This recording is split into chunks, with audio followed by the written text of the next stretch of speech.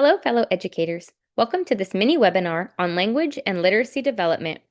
My name is Kiri Schaefer. Today we are looking at the foundational structures of linguistics and exploring how they directly impact how our youngest learners read and write. As early childhood educators, understanding these components allows us to create an inclusive classroom where every child is seen, supported, and equipped to succeed. Let's dive in. To effectively support early literacy, we must first break down the 5 core pillars of linguistics. Phonology is the study of speech sounds in a language. Morphology focuses on the structural blocks of words using units of meaning called morphemes, like roots, prefixes, and suffixes. Syntax involves the rules governing word order and sentence structure, essentially our grammar.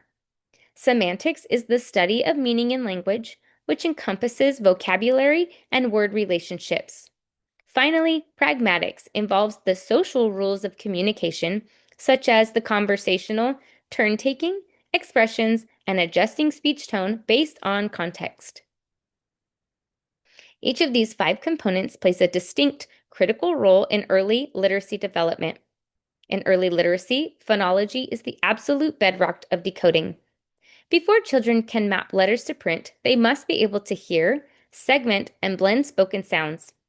Morphology allows students to expand their vocabulary and unpack unfamiliar words by breaking them down into recognizable, meaningful pieces. Syntax directly dictates reading fluency. If a child cannot track grammatical structure of a spoken sentence, they will struggle to comprehend it in writing written text. Semantics directly drives reading comprehension because a lack of semantic background knowledge causes a student's comprehension to completely stall. Lastly, pragmatic aids comprehension to help children understand characters, motivation, dialogue, and social nuances within a story. In an inclusive classroom, understanding these components is crucial for recognizing the boundary between typical and atypical linguistic development. For our students with exceptionalities, including speech and language impairments, developmental delays, or auditory processing disorders, language acquisition does not follow a predictable path. When we understand the precise linguistic demands of our lesson, we can pinpoint exactly where a student's processing is hitting a barrier. Rather than misinterpreting a comprehension issue as a lack of attention, a linguistic lens lets us see that a student might be struggling with a specific deficit in phonological memory or a syntactic processing. This insight ensures we deliver targeted, compassionate interventions rather than generic accommodations. To support early learners who struggle with these components, our instruction must be engaging, visual, and highly interactive.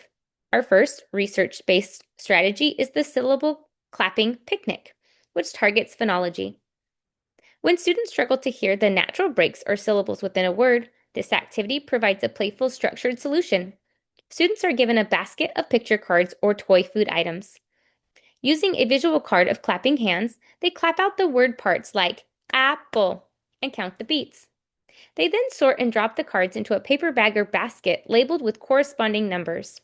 This bridges auditory sound processing with a tangible, organized physical task, making an abstract language concept entirely concrete. Our second research-based strategy is the kinetic sand treasure hunt, which focuses on beginning sound isolation.